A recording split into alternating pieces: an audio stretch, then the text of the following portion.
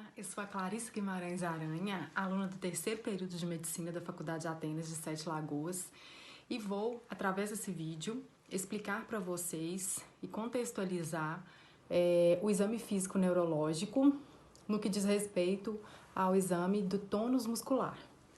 O tônus muscular, ele é uma tensão residual dos nossos músculos.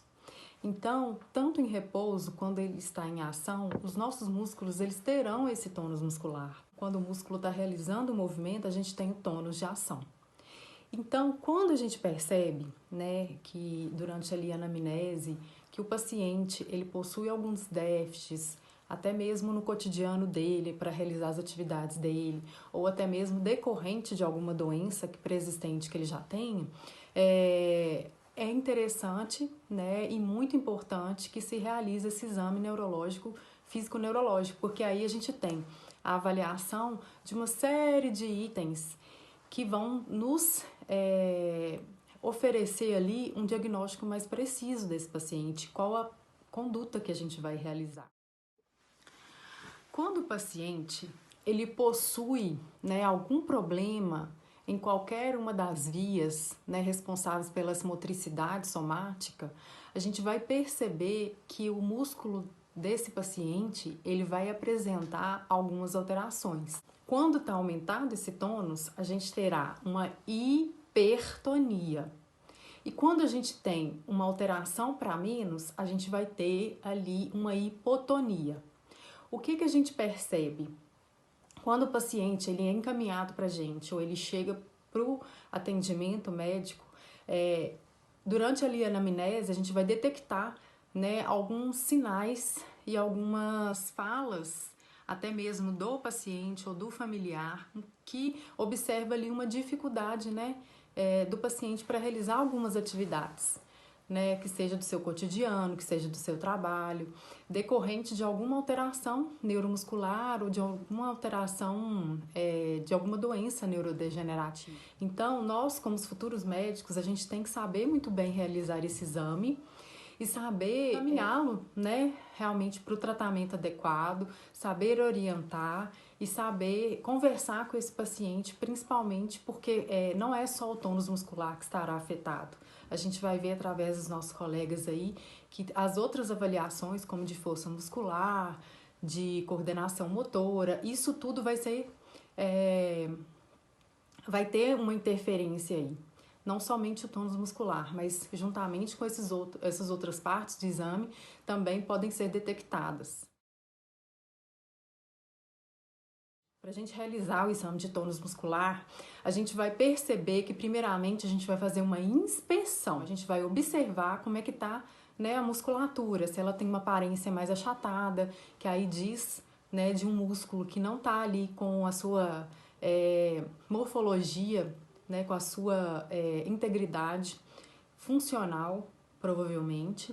E a gente também pode ter ali um músculo que também vai se encontrar mais relaxado, mais ou tenso demais, que aí no caso da hipertonia.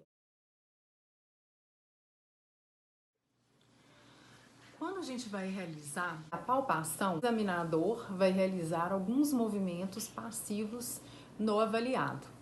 Então, a gente solicita que esse paciente ele permaneça com os membros o mais relaxado possível e aí nós, futuros médicos, nós iremos realizar nesse paciente movimentos ali que são movimentos passivos, solicitando a esse paciente que relaxe o máximo possível a sua musculatura, o seu membro. A gente realiza primeiro em um membro, depois a gente realiza no outro membro. Os membros superiores, geralmente, a gente realiza primeiro e depois a gente vai para os membros inferiores. Se eu notar que existe uma resistência diminuída, quer dizer, a gente percebe um tônus ali muscular diminuído, eu tenho aí uma perda de tônus, há uma diminuição desse tônus. O que é o que nós chamamos de um quadro, nomeamos como esse quadro de hipotonia, como eu disse anteriormente. E aí ele pode indicar pra gente o quê? Um problema de neurônio motor inferior. Mas também, a gente pode também perceber quando não há uma lesão de neurônio motor inferior, a gente pode haver sim uma lesão cerebelar, o que indica que o paciente ali ele tem um tônus diminuído. Porém, o que vai diferenciar, né, de uma lesão do neurônio motor inferior ou de uma lesão cerebelar é quando a gente vai diferenciar através do exame de força muscular que ela está preservada quando o paciente tem uma lesão cerebelar. E no caso do neurônio motor inferior, a gente tem a diminuição tanto do tônus muscular quanto da força muscular. Se eu tiver uma resistência, né, aumentada aos movimentos passivos, no teste de tônus muscular, então, eu terei um quadro de hipertonia, ou seja, haverá um aumento desse tônus muscular. Então, quando a gente tem ali a hipertonia, a gente pode perceber que a gente pode encontrar dois padrões de hipertonia, que no caso é a rigidez ou a espasticidade. Uma hipertonia no padrão de espasticidade, a gente vai ter uma resistência, né? Porém, essa resistência ela é maior na extensão dos membros superiores ou de flexão do membro inferior. Quando a gente tem uma hipertonia, né, com padrão de espasticidade, ela é típica geralmente de pacientes que andam com o membro superior fletido, sempre fletido. Geralmente é acompanhada por perda também de força muscular e pode indicar também uma lesão de neurônio motor superior. Uma hipertonia, né, muito aumentada, a gente vai perceber que há uma rigidez, né, principalmente quando o avaliador, quando o examinador ele faz ali os movimentos passivos, vai ter uma resistência tanto na flexão quanto na extensão, né, desse avaliado, desse paciente. E aí, geralmente, quando a gente tem esse padrão de hipertonia voltada para a rigidez, a gente pode perceber que esse paciente provavelmente, possivelmente, ele pode ter uma lesão com relação aos núcleos da base. E aí, um exemplo de lesões do núcleo da base, a gente tem a doença de Parkinson. Quando a gente tem uma lesão, né, de neurônio motor superior, a gente pode encontrar o padrão de hipertonia do tipo espasticidade. O que é esse padrão? A gente vai observar durante a avaliação, durante essa palpação e a realização desse movimento passivo, que esse paciente ele vai ter um aumento, né, na resistência da extensão do membro superior, ou seja, o grau de extensão dele ficará comprometido, porque a resistência ela é muito grande. O examinador, no caso, na hora de realizar esse movimento passivo de extensão de cotovelo, ele percebe que ele tem ali uma resistência aumentada.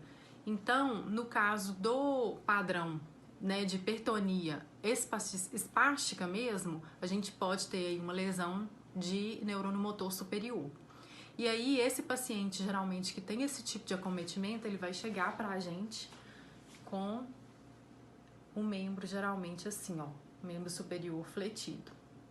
E pode também haver, né, pacientes que irão apresentar essa hipertonia, esse padrão de espasticidade com muita dificuldade para andar. Por quê? Porque ele pode indicar uma perda de força também muscular. E já no membro inferior, a gente vai ter uma dificuldade maior, né, na flexão desse membro inferior. E no membro superior, a gente já vai ter uma dificuldade, uma resistência maior na extensão, visto que no membro inferior, a gente tem uma dificuldade maior na flexão. Então, uma vez que encontrado esse paciente, assim, ele já entra no consultório, assim, a gente pode suspeitar, né, dessa lesão do neurônio motor superior. Então, hoje eu vou contar para a realização desse exame com o meu filho Bernardo. Bernardo, eu vou realizar um exame em você que eu vou precisar dos seus braços bem relaxados, tá bom? Tá. Então olha aqui pra mim. Então agora eu vou pegar esse membro superior, apoiar com a outra mão o membro e vou realizar movimentos passivamente. A gente nota que não há nem tônus, né, um tônus ali aumentado, nem um tônus diminuído. A gente faz a abdução e a extensão também do ombro, a abdução do ombro e a extensão do cotovelo e do punho. E agora a gente faz da mão, dos dedos e do punho. A gente realizou em um membro, agora a gente vai realizar no outro. Mesma coisa. A gente apoia. Pode manter o membro bem relaxado.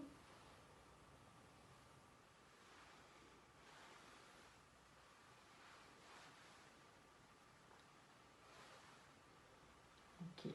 Agora a gente vai fazer no membro inferior. Agora irei avaliar o membro inferior, os membros inferiores. Vamos lá? Então, quando a gente pede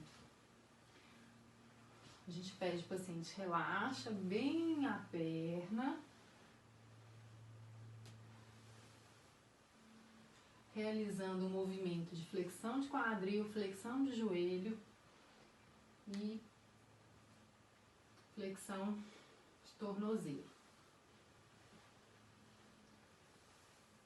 Realiza os movimentos passivamente, em cadeia,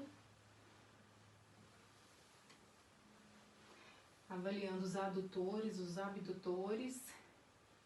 Agora no outro membro inferior.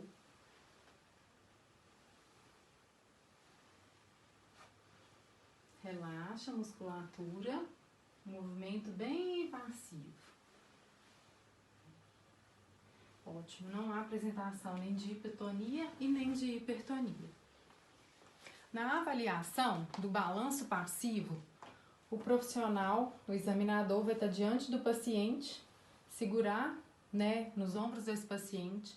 Você vai relaxar o máximo possível a sua musculatura, pode fechar os olhos e deixar o corpo bem solto. E aí a gente vai observar como é que tá esse tônus muscular. Muito bem, obrigado. Não tem sinais nem de hipotonia nem hipertonia. O tônus muscular está normal. Agora vamos agradecer? Obrigada. Tchau.